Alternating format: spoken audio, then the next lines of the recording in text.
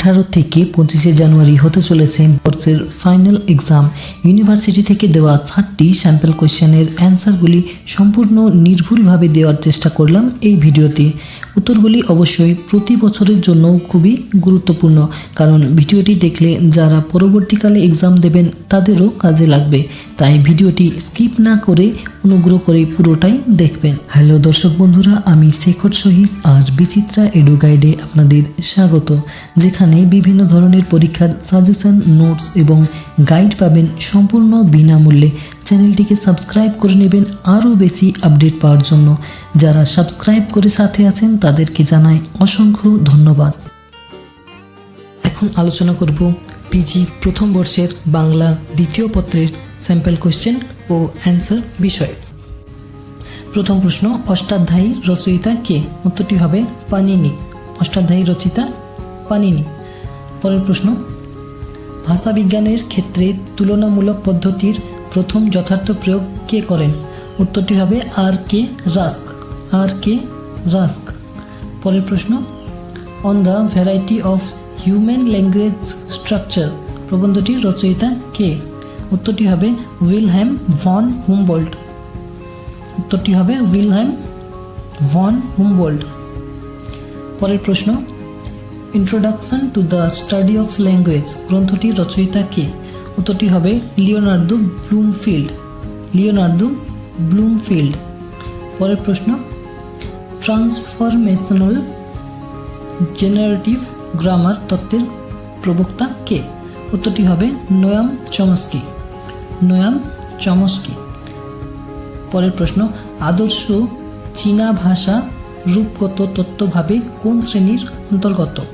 উত্তরটি হবে অশৃঙ্খলিত বা অজৈব ভাষা।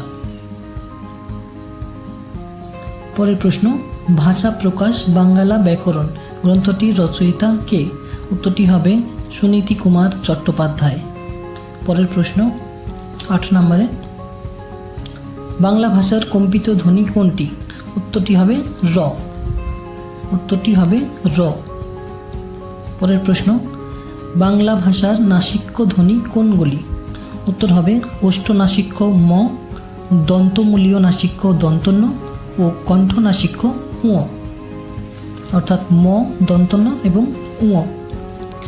পরের প্রশ্ন, পাইক ও পাইকের দল বা সিলেবল গঠন বিন্যাস অনুসারে আবশ্যিক স্বরধ্বনির পূর্ববর্তী এক বা একাধিক ঐচ্ছিক ব্যঞ্জনকে কী নামে চিহ্নিত করা হয়? উত্তরটি হবে অনসেট।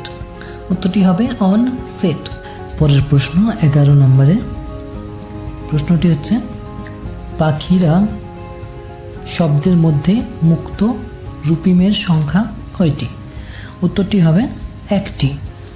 দেখুন, যে রূপিমগুলি ভাষায় স্বাধীন বা মুক্তভাবে ব্যবহৃত হতে পারে সেগুলি হলো মুক্ত রূপিম, অর্থাৎ পাখিরা শব্দে পাখি শব্দটা মুক্তভাবে ব্যবহৃত হতে পারে। তাহলে এখানে উত্তর হবে 1টি। পরের প্রশ্ন 12 নম্বর, ব্যবহার অনুসারে যে 2 ধরনের বাক্যখণ্ড পাওয়া যায় সেগুলি কি কি? উত্তর হবে অধীন বাক্যখণ্ড ও স্বাধীন বাক্যখণ্ড। পরের প্রশ্ন, ফ্লোর আর্টস ও জন আর্টস কৃত বাক্যখণ্ডের শ্রেণী বিভাগগুলি কি কি? উত্তরটি হবে সমাপিকা বাক্যখণ্ড, অসমাপিকা বাক্যখণ্ড এবং ক্রিয়াহীন বাক্যখণ্ড। পরের প্রশ্ন, সম্পূরক বাক্যখণ্ড বা বাক্য যে শব্দ দিয়ে যুক্ত করা হয় তাকে কি বলে? উত্তরটি হবে বাক্য যোজক। পরের প্রশ্ন, প্রাচীন সংস্কৃতে কারকের সংখ্যা কয়টি? উত্তরটি হবে 7টি। পরের প্রশ্ন 16 নম্বরে, গাছ থেকে সে নেমে এলো রেখাঙ্কিত পদটি কোন কারক? উত্তরটি হবে অপাদান কারক। পরের প্রশ্ন, ওখানে যাও ভূমিকা বা ক্রিয়া অনুসারে এটি কোন জাতীয় বাক্য? উত্তরটি হবে আদর্শ বা আদেশ বা অনুজ্ঞাবাচক। আদেশ বা অনুজ্ঞাবাচক।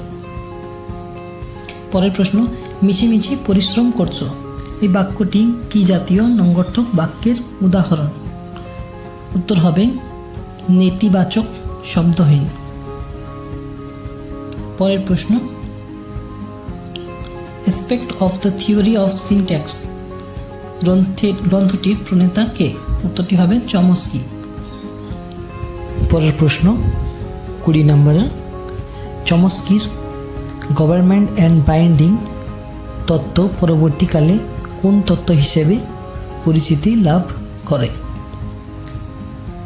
উত্তরটি হবে P&P তত্ত্ব, অর্থাৎ principal and parameters theory, P&P তত্ত্ব।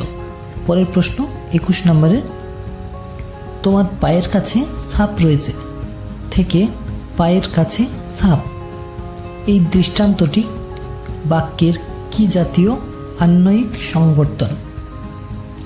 উত্তরটি হবে স্থিতিক্রিয়া বিলোপন কিংবা স্থিতিশীল বিলোপন। কিছু আছে বা অবস্থান বোঝাতে যে ক্রিয়াগুলি ব্যবহার করা হয় তাকে স্থিতিশীল বিলোপন বা স্থিতিক্রিয়া বিলোপন বলে। পরের প্রশ্ন 22 নম্বরের, ফুলটি হয় রঙিন থেকে রঙিন ফুল, এই দৃষ্টান্তটি বাক্যের কি জাতীয় আন্বয়িক সংবর্ধন? এটির ক্ষেত্রে উত্তর হবে স্থিতিশীল বিলোপন বা স্থিতিক্রিয়া বিলোপন।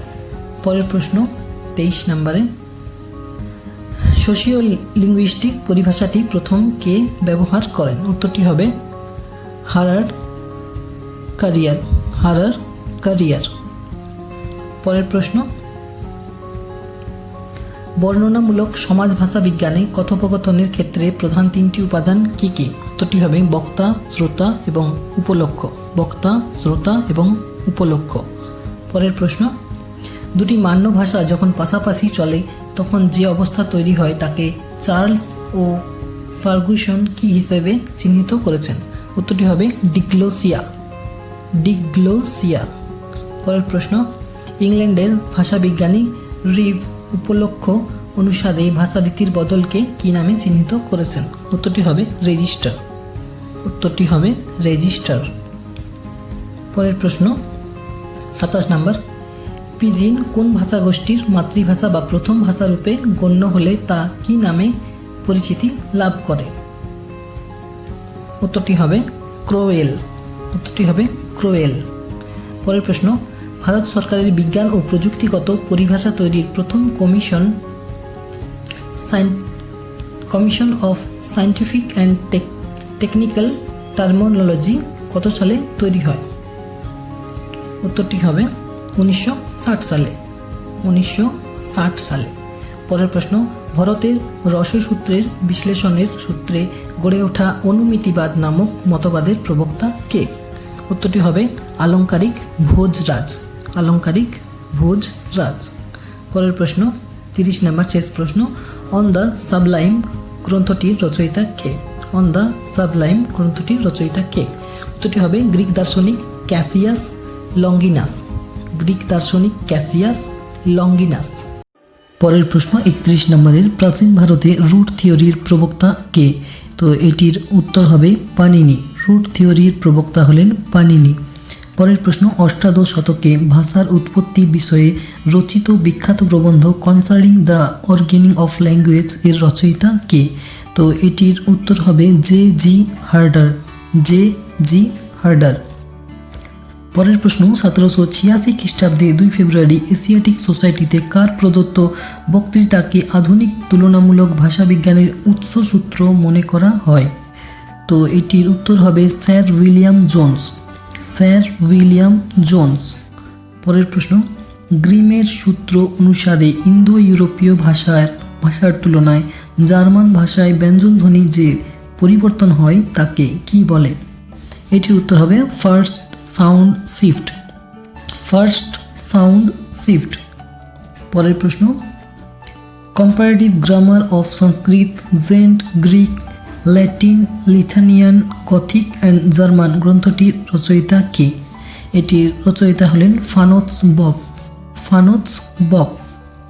পরের প্রশ্ন, ডারউইন তত্ত্বের সঙ্গে ভাষার উৎপত্তি ও বিকাশের সাদৃশ্য বিষয়ে 1863 সালে প্রকাশিত ডারউইন থিওরি অ্যান্ড লিঙ্গুইস্টিক্সের রচয়িতা কে? তো এটির উত্তর হবে স্লেইসার। পরের প্রশ্ন, অর্থাৎ অর্থ প্রয়োগের দিক থেকে বাক্যের অন্তর্গত শব্দগুলির সিনট্যাগমেটিক রিলেশনশিপ অ্যান্ড প্যারাডিগম্যাটিক রিলেশনশিপের প্রবক্তা কে? এটির উত্তর হবে শ্বশুর। উত্তরটি হবে শ্বশুর। পরের প্রশ্ন, 1933 সালে প্রকাশিত ল্যাঙ্গুয়েজ গ্রন্থটির প্রণেতা কে? এটির প্রণেতা হলেন লিওনার্দো ব্লুমফিল্ড। Leonardo Bloomfield. পরের প্রশ্ন, রূপান্তরমূলক সৃজনমূলক ব্যাকরণের প্রবক্তা কে? এটির প্রবক্তা হলেন নোয়াম চমস্কি। Noam Chomsky. পরের প্রশ্ন 40 নম্বরের, প্রাচীন ভারতীয় আর্য ভাষার সময়কাল কোনটি? তো এটির উত্তর হবে খ্রিস্টপূর্ব 1500 থেকে খ্রিস্টপূর্ব 600 পর্যন্ত। পরের প্রশ্ন, ইংরেজি ভাষা পৃথিবীর ভাষাগুলির বংশানুগত শ্রেণীবিভাগ অনুযায়ী কোন বংশের অন্তর্গত? উত্তরটি হবে পশ্চিম জার্মানিক। পশ্চিম জার্মানিক। পরের প্রশ্ন, রূপতত্ত্বানুগতভাবে পৃথিবীর ভাষাগুলিকে যে প্রধান দুটি ভাগে ভাগ করা হয় সেগুলি কি কি? উত্তরটি হবে অশৃঙ্খলিত বা অজৈব ভাষা এবং শৃঙ্খলিত বা জৈব ভাষা। পরের প্রশ্ন, হ্যালহেডের a grammar of the Bengal language কত সালে প্রথম প্রকাশিত হয়? উত্তরটি হবে 1778। 1778 সালে। পরের প্রশ্ন, ভাষা প্রকাশ বাঙ্গালা ব্যাকরণ গ্রন্থটির রচয়িতা কে? এটি রচয়িতা হলেন সুনীতি কুমার চট্টোপাধ্যায়। পরের প্রশ্ন, পুণ্যশ্লোক রায়ের বেঙ্গলি ল্যাঙ্গুয়েজ হ্যান্ডবুক গ্রন্থটিকে ভাষা বিজ্ঞানের কোন ধারার অন্তর্ভুক্ত করা যায়? উত্তরটি হবে বর্ণনামূলক বাংলা ব্যাকরণের ধারার। পরের প্রশ্ন, লিপ্যন্তকরণের ক্ষেত্রে ব্যবহৃত আইপি এর পুরো কথাটি কি? এটির পুরো কথাটি হবে international phonetic alphabet. International phonetic alphabet. পরের প্রশ্ন, মহাপ্রাণধ্বনির অল্পপ্রাণ ধ্বনিতে পরিণত হওয়ার প্রক্রিয়াকে কি বলে? উত্তরটি হবে অল্পপ্রাণী ভবন। পরের প্রশ্ন, লেখো থেকে লিখি এটি কোন জাতীয় ধ্বনি পরিবর্তনের উদাহরণ? উত্তরটি হবে স্বরসঙ্গতি। উত্তরটি হবে স্বরসঙ্গতি। পরের প্রশ্ন, ঠাকুরদাদা থেকে ঠাকুরদা এই উদাহরণটিতে কোন জাতীয় স্বরলোপ ঘটেছে? তো এটিতে সমাক্ষর লোপ জাতীয় স্বরলোপ ঘটেছে। উত্তরটি হবে সমাক্ষর লোপ। পরের প্রশ্ন, বাংলায় পার্শ্বিক ধ্বনির উদাহরণ কোনটি? উত্তরটি হবে ল, যেটি উচ্চারণের সময় জিহার দুই পাশ দিয়ে বাতাস বের হয়, তাই এটি পার্শ্বিক ধ্বনি। উত্তরটি হবে ল। পরের প্রশ্ন, পোলতা এবং উল্টো শব্দ দুটিতে উচ্চারণ স্থান অনুযায়ী ল ধ্বনির রূপভেদগুলি কি কি?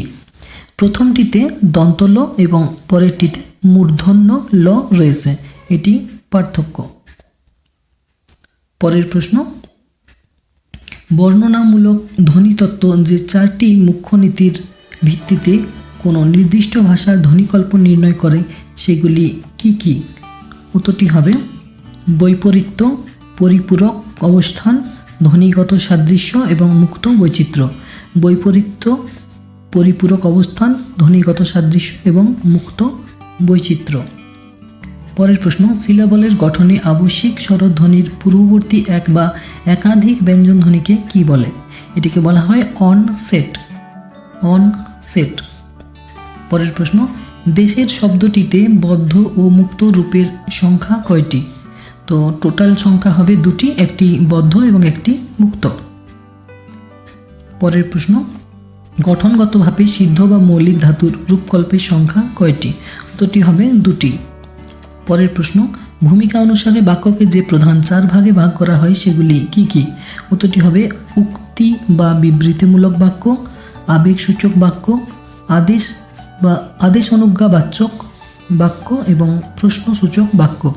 4টি হবে উক্তি বা বিবৃতিমূলক, আবেগসূচক, আদেশ অনুজ্ঞাবাচক এবং প্রশ্নসূচক বাক্য।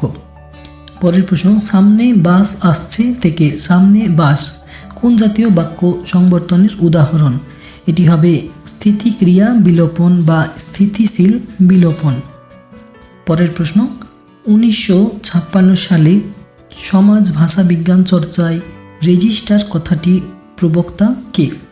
উত্তরটি হবে রিড। রেজিস্টার কথাটির প্রবক্তা রিড। পরের প্রশ্ন, ভক্তিবাদের প্রবক্তা কে? তো ভক্তিবাদের প্রবক্তা হলেন ভট্টনায়ক। শেষ প্রশ্ন, অন দ্য সাবলাইম গ্রন্থের রচয়িতা কে? এই প্রশ্নটি 30 নম্বরেও রয়েছিল। অন দ্য সাবলাইম গ্রন্থটির রচয়িতা হলেন গ্রিক দার্শনিক লঙ্গাইনাস। গ্রিক দার্শনিক লঙ্গাইনাস। তো এই ছিল পিজি প্রথম বর্ষের বাংলা দ্বিতীয় পত্রের স্যাম্পল কোশ্চেন ও অ্যান্সার। ডেসক্রিপশন বক্সে বাকি পেপারগুলির লিঙ্ক দেওয়া হলো, চেক করে নেবেন। ধরনের আরও আপডেট পেতে চ্যানেলটিকে অবশ্যই সাবস্ক্রাইব করে সাথে সাথে বেল আইকনটি প্রেস করে দেবেন এবং অল নোটিফিকেশান অন করে রাখবেন, যাতে পরের ভিডিওর নোটিফিকেশানটি পেয়ে যান সবার আগে। তো আজকের আপডেট এই পর্যন্তই। আসছি নতুন কোনো সাজেশন বা গাইড সংক্রান্ত ভিডিও নিয়ে। সকলেই ভালো থাকুন, সুস্থ থাকুন এবং হাসি খুশি থাকুন।